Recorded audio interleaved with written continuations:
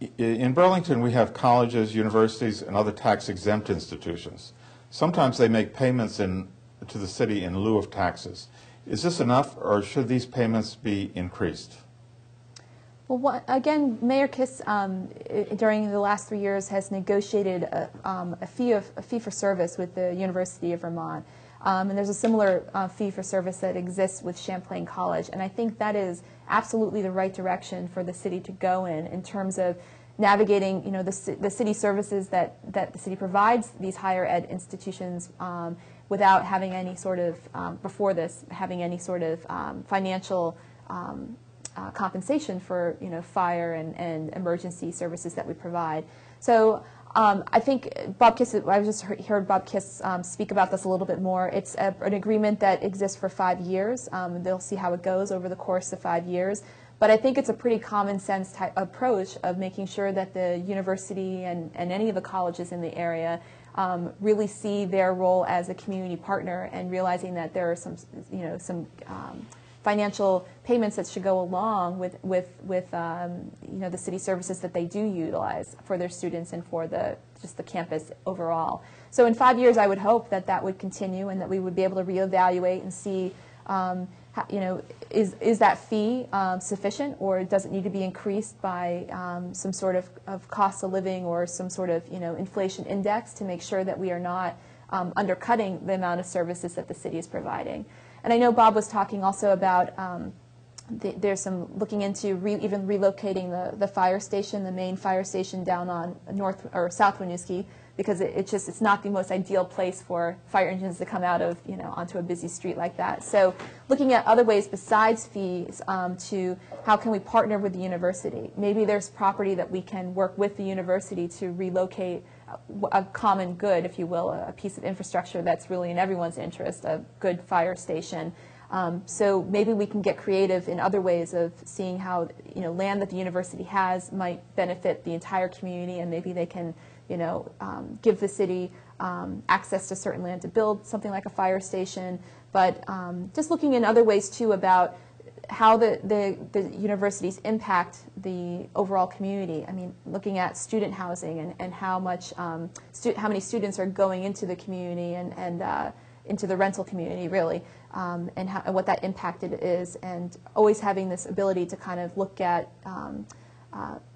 modifying or limiting the negative impact that students have in the housing market, in the sense of inflating rents, because of that normally happens when students go in. So the city, or not the city, excuse me, UVM has developed a ratio that they're trying to maintain between having, I believe it's either 60 or 70% of students on campus at all times. So the city, as well as looking at the financial side of things, needs to look also on the community side of things and make sure that the university follows through on that commitment to keeping the ratio that way, and looking at how, as the student population grows, does that percentage also need to shift to make sure that we are maintaining the intent, which is to limit the impact of, or the number of students actually going into the private housing market. Many of our viewers may not fully understand the mechanics of how the taxing structure works, especially the tax-free institutions. For instance, churches. I think the federal constitution requires that they get a tax-free status. How is it that the city can require some institutions to make payments in lieu of taxes? And does that apply to every nonprofit institution, as for instance churches? Not being a tax expert, I'd have to look into that a little bit more, but I assume that the nonprofit status goes that, there is not necessarily a tax on property, but to me, it seems to make sense that a fee for service, any service that the city gives to a nonprofit entity, it should be able to be applicable to any type of nonprofit. So the university is a nonprofit, but so would a church. So I would think that looking at how other nonprofits are using city services, and if it makes sense for there to be some sort of better balancing of payback for the services the city provides, that would make sense to me. So, and it could be anything from just being really realistic about snow removal, other things that would happen around, churches and whatnot. Maybe, I have to look again more into it, but looking at sewer and all those different other fees, is that something that, is charged in an equitable way to these larger property holders? Because if you think about the churches, there's also the on North Street, or North Avenue, there's that very large chunk of land that the Catholic Church has as well. So, I think we just need to be realistic about who's holding land where, and how can the city really work in partnership with these nonprofit entities to make sure that we are being sustainable in sharing the tax burden or sharing the expense of running a city with all of the institutions and all the individuals and all the businesses that are in Burlington. During this campaign season, we have heard a lot about economic development. Do you believe that it is important to protect the waterfront from private developers? I think the waterfront is a great public space, and one of the things the city needs to always be conscious of is making sure that we are not selling Burlington, but instead looking at large places like the waterfront as opportunities for smart partnerships between the public and private.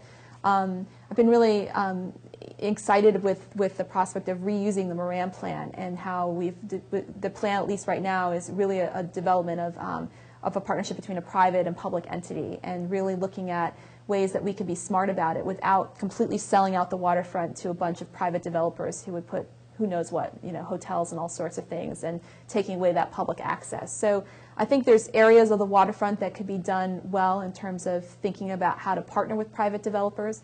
It's going to help us diversify our tax base, if you will, because we'll have more places to draw resources from if we do allow some development. But again, it has to be in a smart way. It has to be in partnership with the city, and it has to be in a way that doesn't compromise the great beauty of the waterfront and how accessible it is right now to the entire public, for recreation, but also just for enjoying the lake. So, as long as we're not selling out Burlington and the waterfront, I think there's small ways that we can be smart about how to go forward with development. Because, in reality, making something successful is all about partnering and balancing the needs of making sure that we are building an economic base that's sustainable, which will have to include private development, but not at the compromise or not compromising the public space that we have on the waterfront.